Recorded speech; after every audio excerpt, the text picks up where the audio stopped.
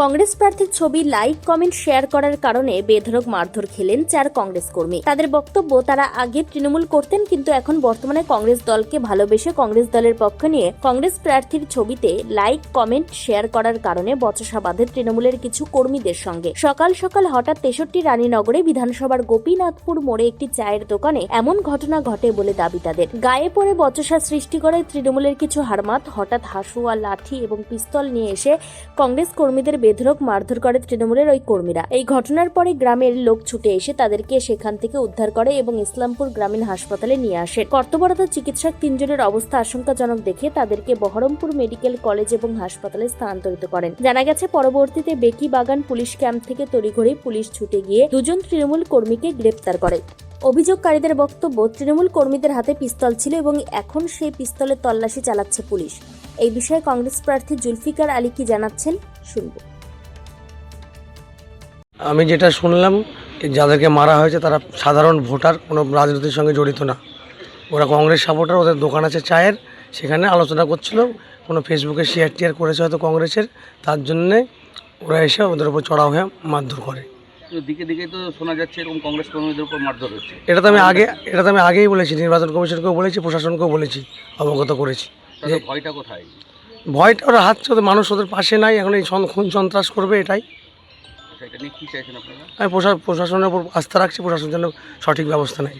এবং তার আরেকটা কথা, আমাদের ওখানকার যারা নেতৃত্ব আছে তারা সকালবেলা যখন এই ঘটনা ঘটে ওসিকে 3-4 বার ফোন করেছে, ওসি কোনো ফোন রিসিভ করেনি।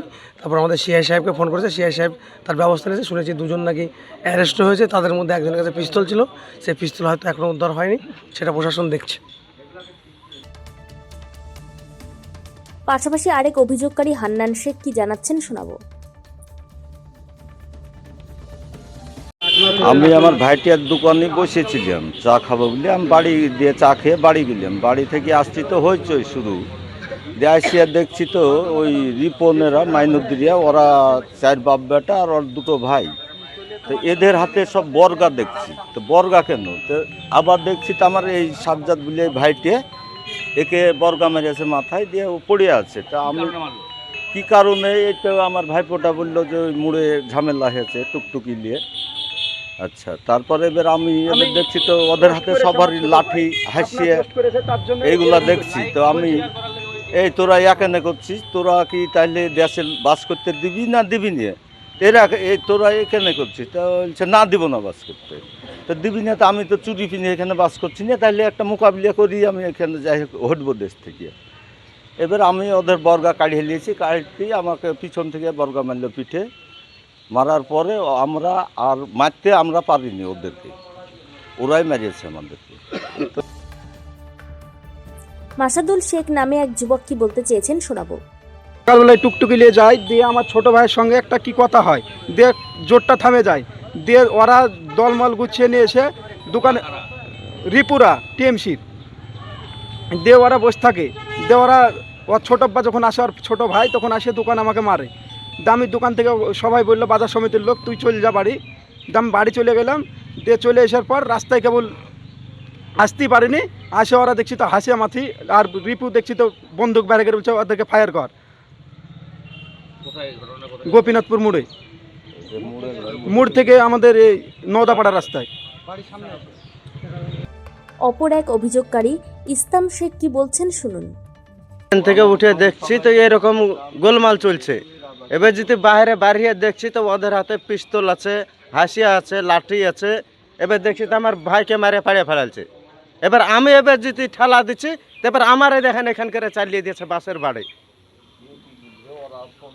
ওদেরকে আমরা মারতেই পারিনি, আমাদের হাতে কিছুই নাই। আর ওদের হাতে হাসিয়া, পাশলি, লাঠি, বন্দুক সব। ওরা তৃণমূল করে, আমরাও তৃণমূল করতুক। এখন ওরা আমাদেরকে বিরোধীর মধ্যে ফেলিয়ে দিচ্ছে, তার মানে আমরা এখন কংগ্রেস ওদের হিসাবে। তার মানে কংগ্রেসের লোক আমাদের দোকানে একটু উঠা বসা করে যাই। সর্বশেষে মাসাদুল শেখ নামের অপর এক যুবক কি জানাচ্ছেন, জেনে নেওয়া যাক।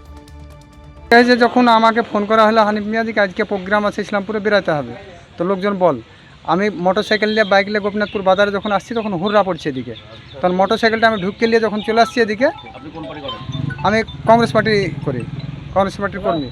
এবার বিষয়টা হচ্ছে আমার সামনে যে দেখছি হুররা, তখন আমি দেখছি রিপুর হাতে বন্দুক আছে আর বাপের হাতে ছুরা আছে, আর ওখানে লতিপত ছিল, সাইডে কেরামিন টেরামিন ছিল, আপনার পাখি নিম্বাদ ছিল, ওদের সব দূরে ছিল ওরা, আর ওদের সৈন্য বাহিনীকে দিয়ে ওখানে ঘোরা চলছে। তারপরে খাম হয়েছে, এদেরকে আমি কষ্ট করে বেরিয়ে যাচ্ছি, ওরা ঝামেলা আছে তাই ভেবেছি আমি। পরে তখন সাজ্জাদকে দেখছি দিকে পড়ে আছে, আর মাথায় বর্গা মেরেছে। তখন এর ভাই আর ওর মা আমাকে চিল্লাচ্ছে কি মাসাদুল লিয়া হসপিটালে যাও তাড়াতাড়ি। তখন আমি ঘুরে এসে হসপিটাল ওদেরকে নিয়ে রাস্তায় আসতে আসতে তখন আমি সবকে ফোন করি, তখন আমাদের নেতৃত্বে পৌঁছালো হসপিটালে। কি মারামারি কারণটা কি?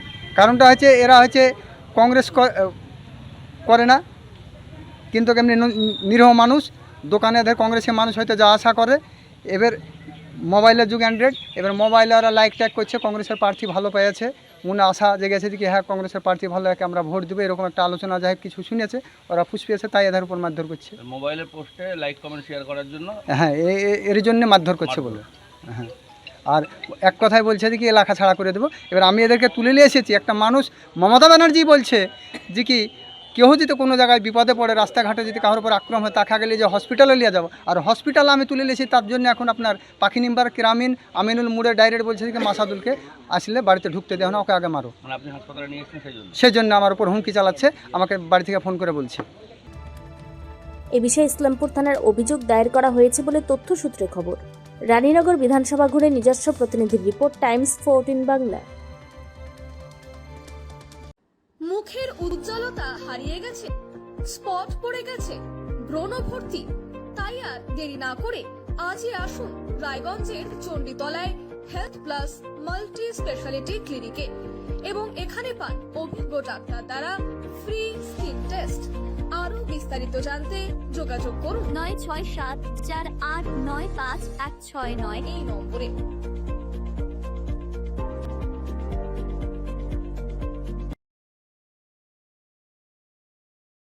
আজ তোমার বিয়ে সাজলো নতুন সাজে